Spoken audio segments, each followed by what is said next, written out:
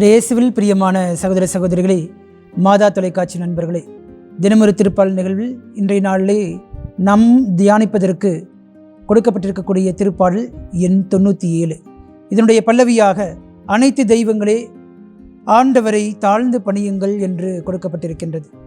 பிரியமானவர்களே, இந்த திருப்பாடலை தியானிப்பதற்கு முன்பாக இதனுடைய பின்னணியை நாம் அறிந்து கொள்வது அவசியம். இதனுடைய மைய கருத்தாக குறிப்பிடப்படுவது ஆண்டவர் அரியணை ஏறுவதை மையக்கருத்தாக கூறப்படுகிறது. காரணம், இஸ்ரேல் மக்களுக்கு ஆண்டவர்தான் அரசராக இருக்கின்றார். எவ்வளவோ விதமான துன்பங்கள், துயரங்கள், பிரச்சனைகள், பாடுகளுக்கு மத்தியிலே இஸ்ரேல் மக்கள் கடந்து வந்தாலும் எல்லா விதமான நேரங்களிலும் எல்லா விதமான சூழ்நிலைகளிலும் ஆண்டவரையே அவர்கள் அரசராக ஏற்றுக்கொண்டனர். தங்களுடைய பலவீனங்களினால் பாவங்கள் செய்த போதும், ஆண்டவரிட்டு விலகிய போதும் கூட ஆண்டவர் பேரன்பால் தன் பக்கம் அவர்களை ஈர்த்து கொள்கின்றார். மீண்டுமாக அரியணையிலே ஆண்டவர் ஏறும் பொழுது அவருக்கு முன்பாக தாழ்ந்து பணியுங்கள் என்கிற ஒரு அறைகூவல் எல்லாருக்கும் விடுக்கப்படுகிறது. இதனுடைய அடிப்படை கருத்துக்களாக கூறப்படுவது தீமைகள் எல்லாம் ஒழிக்கப்பட்டுவிடும், அதே போல பகைவர்கள் எல்லாம் அழிக்கப்பட்டு விடுவார்கள் என்கிற அடிப்படை கருத்தையும் இது தாங்கி வருகிறது. முதல் வசனத்திலே நாம் பார்க்கும் பொழுது இஸ்ரேல் மக்கள் தீவு நாடுகளை பற்றி குறிப்பிடப்படுகிறார்கள்.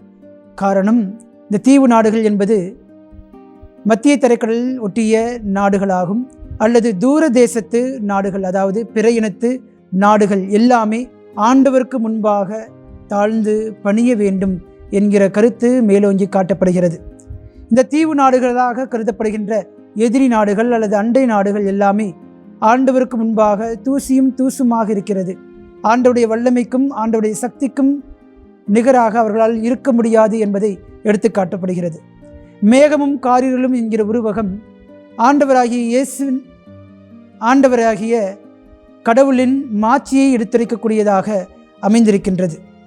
சீனாய் மலையினுடைய இறை காட்சியானது இங்கு முன்னிறுத்தப்படுகின்றது.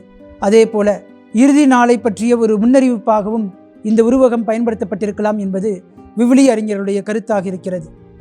அடுத்ததாக அனைத்து தெய்வங்கள் என்று சொல்லும் பொழுது இந்த தெய்வங்கள் என்று யாரை குறிப்பிடுகிறார்கள் என்று பார்த்தோம் என்று சொன்னால், அவர்கள் விண்ணவர்களாக இருக்கலாம், அல்லது வேற்று தெய்வங்களாக இருக்கலாம், அல்லது ஒன்றுக்குமே உதவாத பொருள்களாக இருக்கலாம். இவை எல்லாவற்றையும் தெய்வங்கள் என்று குறிப்பிடப்படுகிறார்கள். காரணம், இந்த பொருள்களோ அல்லது வேற்று தெய்வங்களோ அல்லது விண்ணவர்கள் கூட ஆண்டவருக்கு நிகராக இருக்க முடியாது என்பதை சுட்டிக்காட்டப்படுகிறது. இறுதியாக யூதாவின் நகர்கள் என்கிறது யூதாவினுடைய மகளிரை குறிப்பதாக இருக்கிறது. எவ்வாறு யூத நகர்கள் ஆண்டவரை குறித்து மகிழ்ந்து பாடுகிறார்களோ, சந்தோஷமாய் அக்களிக்கிறார்களோ, அதே போல யூத மகளிர் ஆண்டவரை குறித்து மகிழ்கிறார்கள் என்கிற செய்தி கொடுக்கப்படுகிறது. இறுதியாக ஆண்டவர்தான் அனைத்திற்கும் மேலானவர், ஆண்டவர்தான் அனைத்திற்கும் உன்னதர் என்கிற வாக்கு கொடுக்கப்படுகிறது.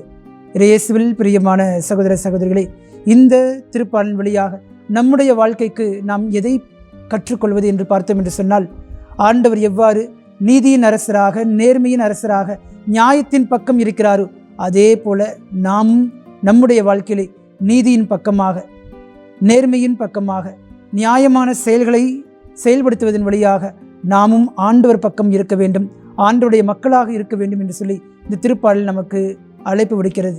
யாரெல்லாம் நீதி, நேர்மை, உண்மை, நியாயம் போன்றவற்றை தங்களுடைய வாழ்வியலாக மாற்றிக்கொள்கிறார்களோ, அதைவிட மேலான ஜெபம் இருக்கவே முடியாது என்பதுதான் இந்த திருப்பாடலின் வழியாக நாம் கற்றுக்கொள்ளக்கூடிய ஒரு அழகான செய்தி. எனவே இன்றைய நாளிலே நம்முடைய வாழ்க்கையை சுயாய்வு செய்து பார்ப்போம். நம்முடைய வாழ்க்கையிலே அரசாட்சி என்பதும் அல்லது அரசு என்பதும் அதிகாரத்தை மட்டும் குறிக்கிறதா, அல்லது அடக்குமுறைகளை மட்டும் குறிக்கிறதா, அல்லது நீதியையும் நேர்மையையும் உண்மையையும் எடுத்திருக்கக்கூடிய காரியமாக இருக்கிறதா? சிந்தித்து பார்ப்போம். நாம் அதிகாரத்தின் பக்கம் இருக்கிறோமா, அல்லது நியாயத்தின் பக்கம் இருக்கிறோமா? அநீதியின் பக்கம் இருக்கிறோமா, அல்லது நீதியின் பக்கம் இருக்கிறோமா? பொய்மையின் பக்கம் இருக்கிறோமா, அல்லது உண்மையின் பக்கம் இருக்கிறோமா? ஒருவேளை நீங்களும் நானும் உண்மை, நீதி, நேர்மை, நியாயம் கொண்டு வாழ்கிறோம் என்று சொன்னால் நாம் எல்லோரும் ஆண்டவர் பக்கம் இருக்கிறோம் என்ற அர்த்தம். நாம் எல்லோரும் ஆண்டவருடைய மக்கள் என்ற அர்த்தம். சிந்திப்போம், செயல்படுவோம். கடவுள் இந்த நாளிலே உங்கள் அனைவரையும் நிறைவாக ஆசீர்வதிப்பாராக. ஆமீன். ஜெபிப்போமாக. எங்களை நாளும் நேசித்து காத்து வரும் எங்கள் நல்ல தகப்பனே, இந்த நாளை கொடுத்ததற்காக உங்களுக்கு நன்றி கூறுகிறோம். அனைத்து தெய்வங்களே ஆண்டவரை தாழ்ந்து பணியுங்கள் என்கிற திருப்பாடலின் வார்த்தைகளுக்கு ஏற்ப இதோ இன்றைய நாளிலே உமது மாட்சியை நாங்கள் போற்றுகின்றோம், புகழ்கின்றோம், அக்களிக்கின்றோம். அதே சமயத்தில் நீர் எவ்வாறு நீதியின் அரசராக, நேர்மையின் அரசராக, உண்மையின் அரசராக வீற்றிருக்கிறீரோ அதே போல நாங்களும் நீதியின் பக்கம், நியாயத்தின் பக்கம் நிற்க, எங்களுக்கு எதிர்கொண்டு வரக்கூடிய எல்லா விதமான அதிகார தன்மைகளையும் நாங்கள் எதிர்த்து போராட, அடக்குமுறைகளுக்கு எதிராக எங்களுடைய குரலை ஏறெடுக்க நீரே எங்களுக்கு ஆற்றலையும் அருளையும் தந்தருள்வீராக. எங்கள் ஜெபம் கேளும் ஜீவனுள்ள நல்ல பிதாவே, ஆமென்.